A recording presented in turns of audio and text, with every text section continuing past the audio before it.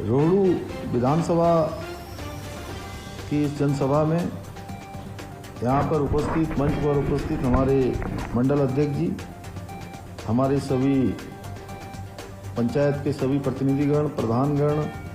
सभी हमारे पदाधिकारीगण, उत्तराखंड पुरोला विधानसभा के हमारे लोकप्रिय विधायक भाई दुर्गेश्वर लाल जी एवं इस सभा में उपस्थित हमारे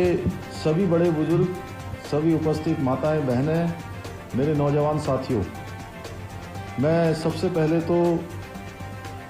आप सब का धन्यवाद करना चाहता हूं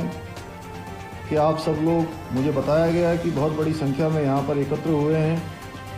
मैं आप सब के बीच में बिल्कुल आपके पास तक, करीब तक पहुँचा, लेकिन बीच में मौसम ख़राब होने की वजह से मुझे वापस लौटना पड़ा।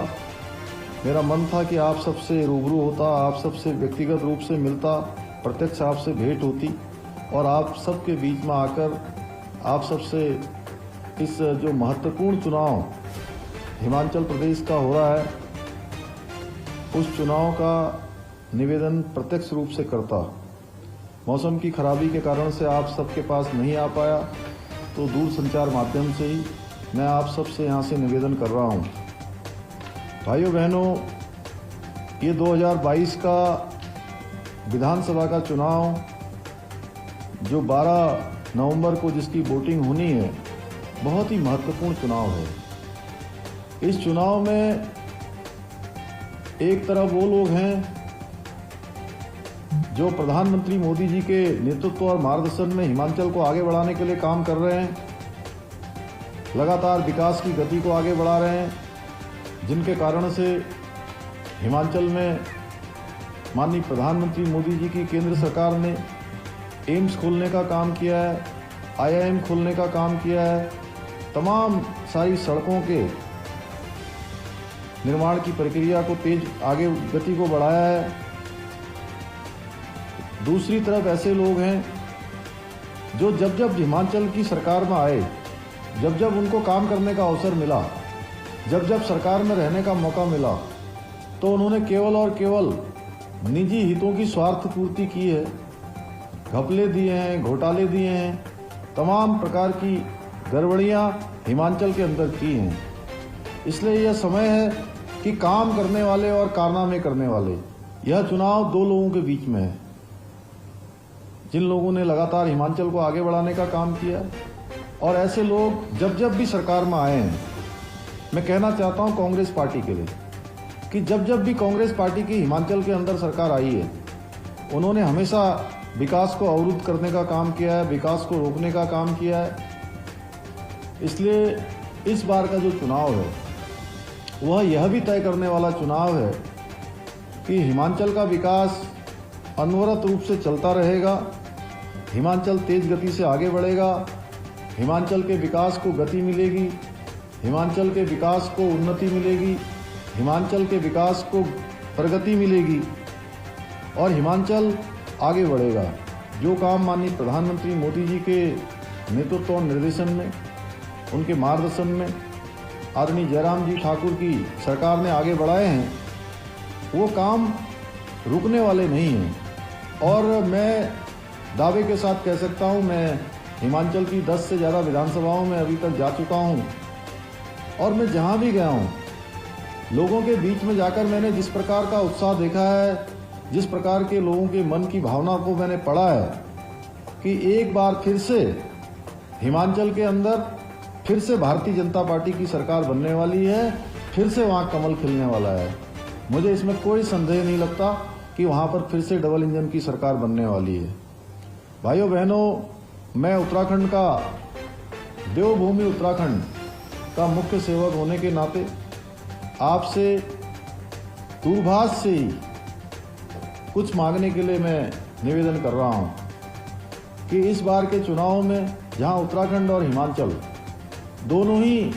आपस में एक जैसे राज्य हैं, एक जैसे हिमालयन राज्य हैं, एक जैसे पर्वतीय राज्य हैं, हमारी एक जैसी भौगोलिक परिस्थितियां हैं, और रोहड़ू विधानसभा की मैं बात करूं तो बिल्कुल हिमाचल और उत्तराखंड दोनों आसपास के क्षेत्र हैं। यहाँ रोटी बेटी का संबंध रहा है। उत्तराखंड के अंदर और उत्तराखंड जब से बना तब से लेकर अभी तक लगातार एक परिपाटी, एक परंपरा, एक रिवाज यह चला आ रहा था कि एक चुनाव होगा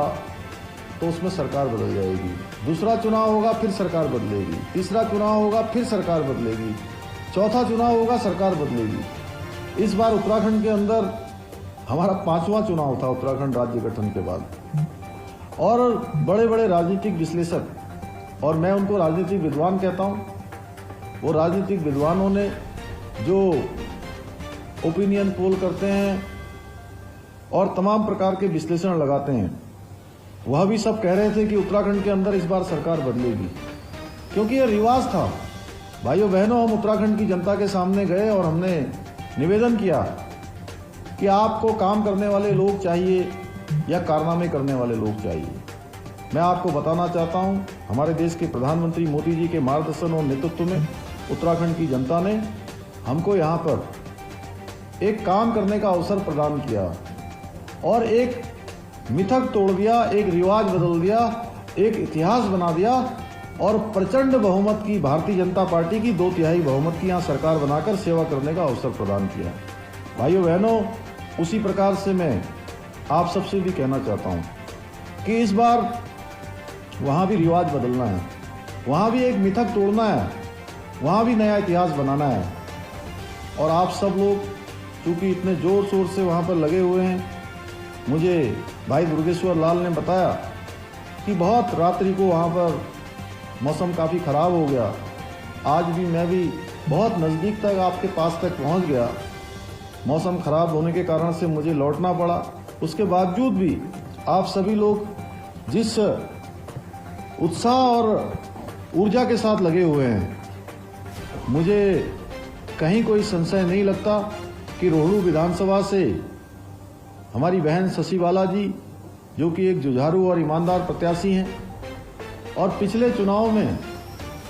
कुछ एक मतों से पीछे रह गई थी। भाइयों बहनों, ये एक अवसर है